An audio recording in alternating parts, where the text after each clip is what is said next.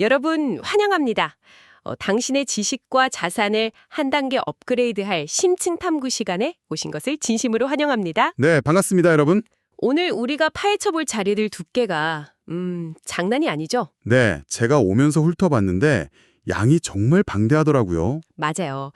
2026년 2월 27일에 발행된 금융 AI 그리고 AX 보안 동향 데일리 리포트 또 이와 관련된 최신 기사들의 더미를 여러분을 대신해서 저희가 잔뜩 들고 왔습니다. 고생 좀 하셨겠네요. 하하, 네. 솔직히 기술 영화나 막 복잡한 거시경제 정책 기사들 보면 약간 눈앞이 캄캄해질 때가 있잖아요. 그래서 내 계좌에 대체 무슨 일이 생긴다는 거지 하고요. 그렇죠. 전문가들도 가끔 헷갈리는 판국이니까요. 그래서 우리의 오늘 미션은 아주 명확합니다. 이 복잡하고 방대한 정보들 속에 숨겨진 진짜 의미를 찾아내서 AI가 우리의 돈, 신용, 그리고 일상 보안을 어떻게 숭두리째 바꾸고 있는지 가장 핵심적인 인사이트만 속속 뽑아내는 겁니다. 자, 그럼 이 내용을 하나씩 풀어볼까요? 좋습니다.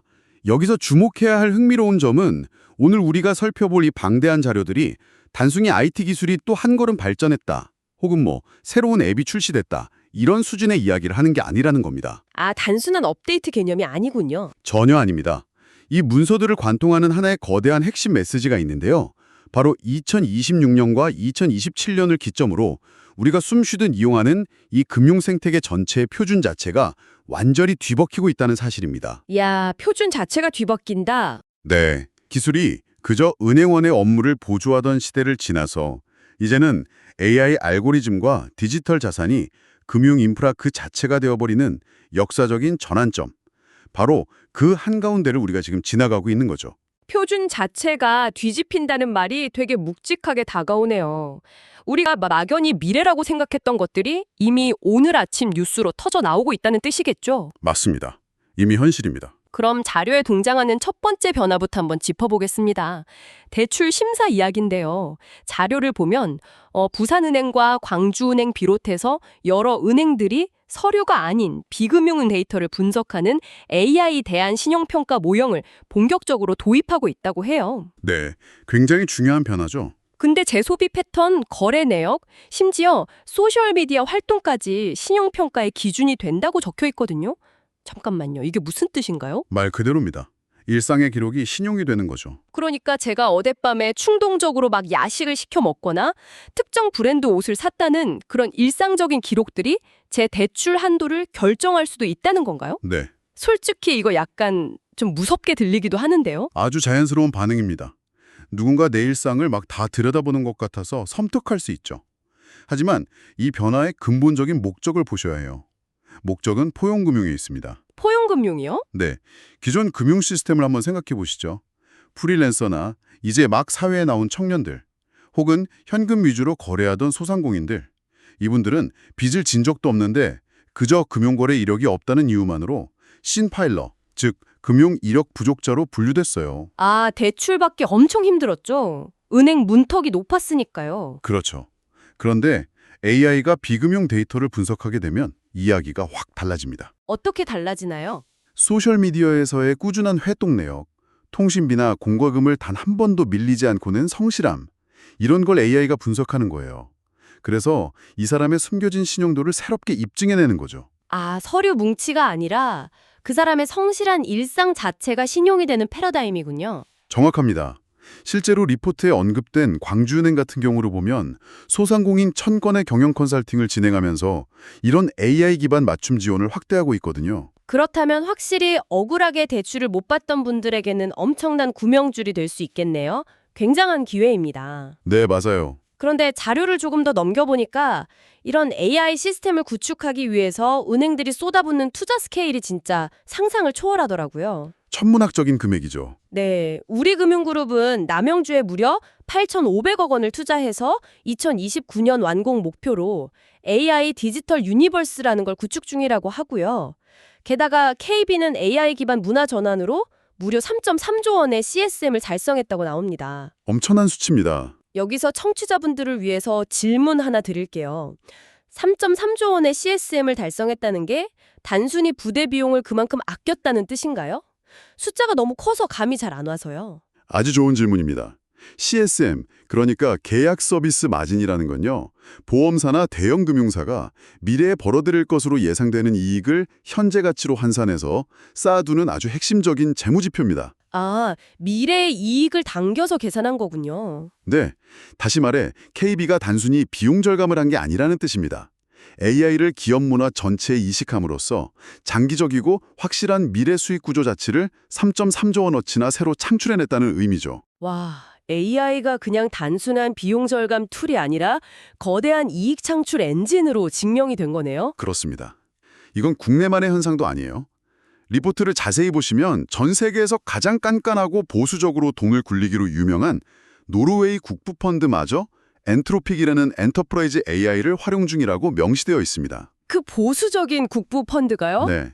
일선 현장에는 이미 AI 에이전트가 투입되어서 고객 맞춤형 자산 교환, 즉 AX를 가속화하고 있는 상황입니다. 세상에, 그 깐깐한 곳마저 엔트로픽을 쓴다면 이미 글로벌 금융의 게임 룰이 완전히 바뀌었다고 봐야겠네요. 의심의 여지가 없죠. 그런데 모든 기술엔 부작용이 있잖아요. 내 일상을 평가하는 이 완벽해 보이는 AI 모델, 정말 100% 믿어도 되는 걸까요? 바로 그 지점이 규제 당국이 가장 긴장하고 있는 부분입니다. 리포트에서도 이 문제를 아주 심도 있게 다루고 있는데요. 어떤 위험이 있나요? 만약 AI 모델이 편향된 학습 데이터를 바탕으로 특정 계층의 대출을 부당하게 거절한다면 어떻게 될까요? 아, 알고리즘 자체가 차별을 할 수 있다는 거군요. 맞습니다. 그리고 더 큰 기술적 위험은 데이터 과적합, 즉 오버피팅입니다. 과적합이요? AI가 과거의 특정 소비 패턴 데이터에만 너무 완벽하게 맞춰져서 학습된 나머지 완전히 새로운 경제 위기나 변수가 딱 등장했을 때 융통성 없이 아주 엉뚱한 판단을 내려버리는 리스크죠. 아하, 과거 데이터에만 갇혀버리는 거네요. 그렇죠. 결국 앞으로의 금융 경쟁력은 누가 가장 똑똑한 AI를 가졌느냐를 넘어섭니다. 그 AI가 내린 결정의 근거를 고객과 규제 당국에게 얼마나 투명하고 합리적으로 설명할 수 있느냐에 달려있는 거죠. 내 대출이 거절됐을 때 그냥 알고리즘이 안 된다고 하네요 하고 퉁치는 게 아니라 그 이유를 정확히 납득시킬 수 있어야 한다는 거군요. 정확하게 보셨습니다. 자, 내 일상이 신용이 되고 그 신용이 AI에 의해 거대한 수익 창출의 기반이 된다면 그렇다면 우리가 이렇게 만들어낸 새로운 신용과 자산을 어디서 어떻게 거래하게 될 것인가가 다음 문제겠네요. 그렇죠. 인프라의 문제죠. 이 부분이 정말 흥미로운데요.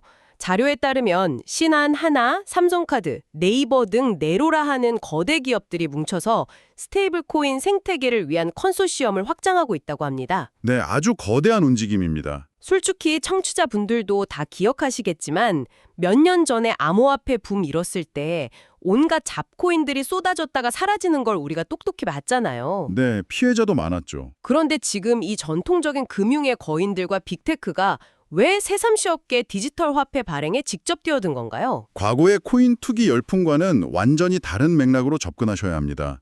지금 이 기업들이 구축하는 건 투기용 상품이 아니에요. 블록체인 기술과 전통금융 인프라가 만나는 AX 전략의 실증 무대입니다. AX 전략의 실증 무대요? 좀 더 자세히 설명해 주시죠. 신한투자증권의 사례가 리포트에 아주 자세히 나오는데요. 이들은 STO, 즉 토큰 증권 선점과 RWA, 실물 연계 자산 기업에 대한 지분 투자를 적극적으로 검토 중입니다. 아, 실물 자산을 토큰화하는 거군요. 맞습니다. 현실 세계에 존재하는 고가의 부동산, 미술품, 심지어 대형 선박 같은 자산들을 디지털 토큰으로 아주 잘게 쪼개는 거예요. 그래서 수만 명의 사람들이 주식처럼 쉽게 사고 파는 시대가 열렸다는 의미입니다. 와, 빌딩 지분을 쪼개서 산다는 그 개념이네요. 네. 그리고 이 거대한 디지털 자산 시장에서 모든 거래의 기준점이자 기축통화 역할을 하려면 가격이 널뛰게 하는 일반 암호화폐로는 불가능합니다. 아하, 그래서 1코인이 1원의 가치를 영구적으로 보장하는 스테이블 코인이 반드시 필요하겠군요. 바로 그겁니다. 네이버페이로 우리가 쉽게 커피를 사 마시듯이 강남 빌딩의 지분 0.001%를 스테이블 코인으로 결제하는 그런 인프라를 지금 깔고 있는 겁니다. 상상이 확 가네요. 실물과 디지털의 경계가 완전히 무너지는 거군요. 네, 완벽한 융합이죠. 하지만 청취자 여러분, 여기서 아마 자연스럽게 떠오르는 걱정거리가 하나 있으실 겁니다. 이런 막대한 디지털 자산을 다루려면 결국 디지털 지갑이 있어야 하잖아요. 보안 문제 말씀이시군요. 네. 예전에 비트코인 지갑 비밀번호 잃어버려서 막 쓰레기장 뒤진다 이런 기사도 우리 엄청 많이 봤잖아요. 해킹당하면 누가 보상해주나, 복잡한 비밀번호 까먹으면 전재산 날아가는 것 아닌가 이런 불안감이 여전하거든요. 그 불안감을 해결하지 못하면 이 거대한 AX 생태계는 시작조차 할 수 없습니다.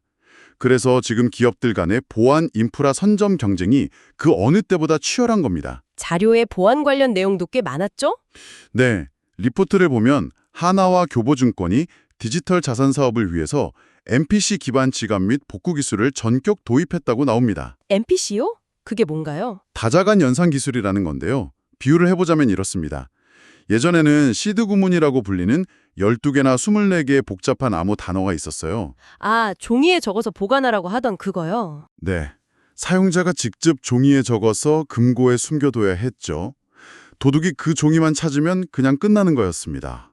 하지만 MPC 기술은 그 마스터키 자체를 여러 개의 조각으로 잘게 쪼개버립니다. 아예 쪼개버린다고요? 네, 서버, 사용자의 스마트폰, 그리고 제3의 안전한 기관에 다 분산시켜버리는 거예요. 그래서 해커가 스마트폰 하나를 해킹한다고 해도 조각 하나만 얻을 뿐이라 금고를 절대 열 수 없습니다. 와, 획기적이네요. 사용자 입장에서는 복잡한 암호를 외울 필요도 없고요. 그냥 얼굴 인식 한 번으로 안전하게 지갑을 열 수 있는 거의 완벽에 가까운 최첨단 보안 기술입니다. 시드 구문 적힌 종이 잃어버릴까봐 전전긍긍하던 시대도 끝났군요. 지갑 자체가 이렇게 튼튼해지고 있다는 건 정말 반가운 소식입니다. 아주 든든하죠. 그런데 지갑의 자물쇠를 강하게 만드는 것도 중요하지만 누군가 내 스마트폰이 통째로 속이려 든다면 어떨까요? 이 자료를 보면서 제가 일상생활과 가장 밀접하게 닿아 있다고 느낀 게 바로 이 보안 파트였거든요. 피싱 범죄 말씀하시는 거군요. 맞아요. 여러분, 요즘 피싱 전화나 스팸 문자 정말 교묘해졌죠. 그런데 우리 일상의 방패도 엄청나게 진화하고 있습니다. 경찰청과 네이버가 손을 잡고 악성 앱이나 피싱 앱 정보를 실시간으로 공유해서 네이버 페이 등에서 즉각 차단하는 3중 차단망을 구축했다고 해요. 아주 훌륭한 시스템입니다. 게다가 삼성전자에서는 통화 내용을 자동으로 분석해서 이게 보이스피싱인지 아닌지 스팸을 차단해주는 3세대 AI폰 갤럭시 S26 시리즈를 공개했습니다. 내 스마트폰 안에 사기꾼을 실시간으로 걸러주는 개인 경호원이 쏙 들어간 셈이죠. 바로 이 대목이 현재 기술 시장에서 가장 흥미롭고 또 모순적인 지점입니다. 모순적이라고요? 네, 창과 방패가 모두 AI로 무장하고 전쟁을 벌이고 있거든요. 해커들도 가만히 있지 않습니다. 그들은 AI를 이용해 피해자 지인의 목소리를 감쪽같이 합성해내고 피해자 상황에 딱 맞는 맞춤형 사기 문구를 1초 만에 생성합니다. 아, 공격도 AI로 하는군요. 네, 이를 막아내는 갤럭시 S26의 AI 모델이나 네이버의 3중 차단망 역시 실시간 패턴을 분석하는 AI 방어 체계죠. 그런데 리포트의 시사점에서는 이 기술 경쟁이 한 단계 더 위험한 차원으로 넘어가고 있다고 경고합니다. 어떤 경고인가요? 바로 데이터 포이즈닝과 모델 스토핑 같은 공격입니다. 데이터 포이즈닝이요? 데이터를 무슨 중독시킨다는 뜻인가요? 아주 정확합니다. 해커들이 더 이상 비밀번호를 깨려고 노력하지 않아요.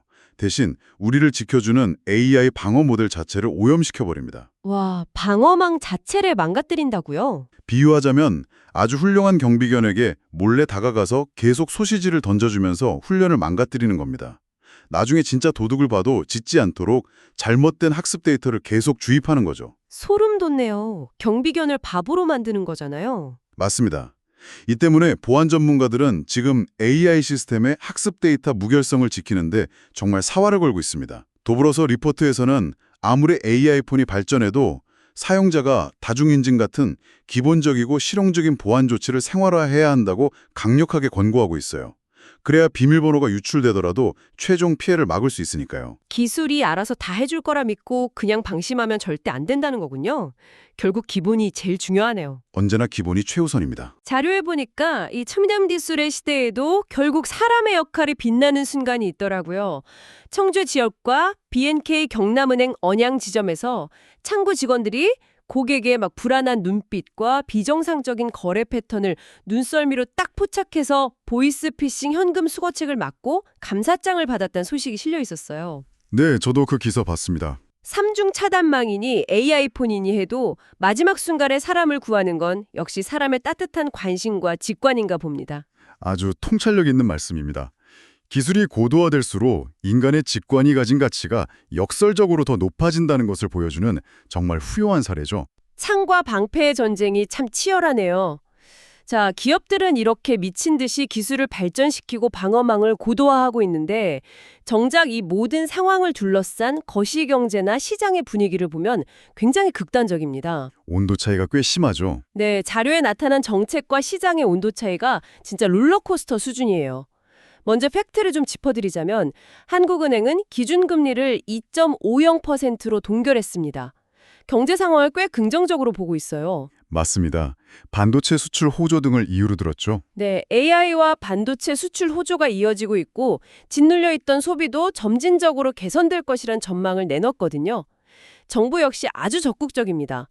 국민성장판들을 통해서 삼성전자, 평택5공장이나 AI 반도체 파운드리 등 첨단 산업에 무려 2.5조 원 규모의 초저리 자금을 대규모로 지원하기로 했습니다. 파격적인 지원이죠. 국가 차원에서 AI 산업의 문자 그대로 천문학적인 실탄을 쏟아붓고 있는 겁니다. 네, 국가 경제의 사활을 걸고 미래 성장 동력의 인프라를 구축하겠다는 강력한 정책적 의지가 반영된 조치로 볼 수 있습니다.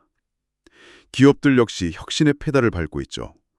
구글은 새로운 AI 이미지 생성 모델인 나노바나나2를 전격 공개하면서 기술 패권 경쟁을 주도하고 있고요. 나노바나나2 이름 참 특이하네요. 네. 게다가 양자 컴퓨터 기업인 아이온큐의 CEO는 양자 컴퓨팅이 드디어 상용화의 변곡점에 진입했다고 선언하면서 시장을 아주 흥분시켰습니다. 그런데 말입니다. 이렇게 돈이 풀리고 핑크빛 전망이 막 쏟아지는데 정작 뉴욕 증시의 분위기는 싸늘합니다. 역대급 호실적을 발표한 엔비디아와 AMD 주가가 오히려 급락하는 사태가 벌어졌어요. 시장의 반응이 냉정하죠. 시장에서는 기대치가 이미 선반영되었다 이러면서 돌을 확 빼고 있는 거죠. 게다가 가장 충격적인 건 조선일보에서 보도한 공포 리포트입니다.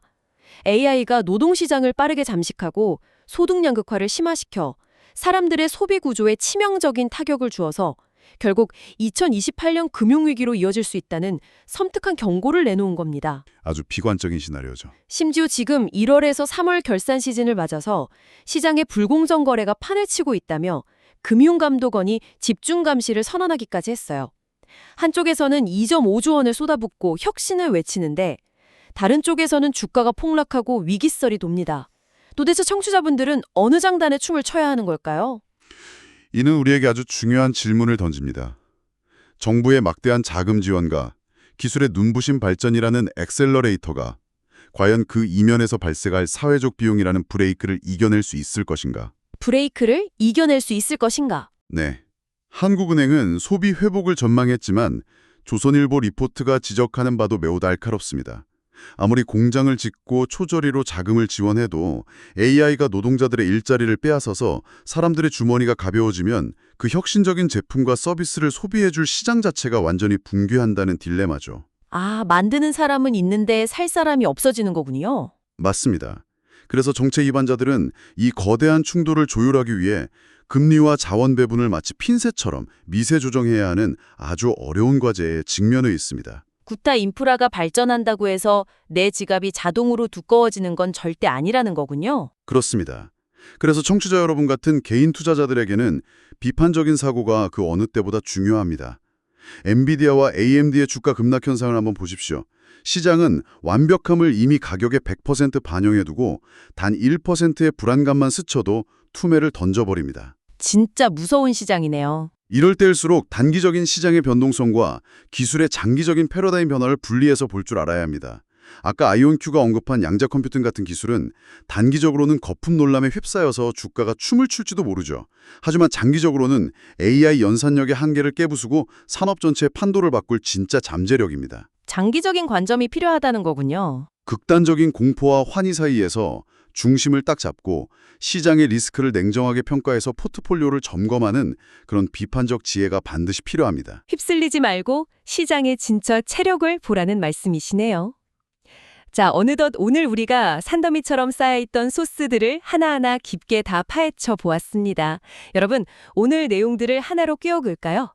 우리는 지금 단순히 기술이 발전하는 시대를 넘어서 2026년에서 2027년이라는 전혀 새로운 금융의 표준 시대에 진입했습니다. 네, 역사적인 순간이죠. 나의 일상적인 비금융 데이터가 은행의 AI에 의해 대출 한도로 환산되고 대기업들이 컨소시엄을 맺어 구축한 스테이블 코인으로 거대한 빌딩과 선박의 지분을 디지털로 사고 파는 시대입니다.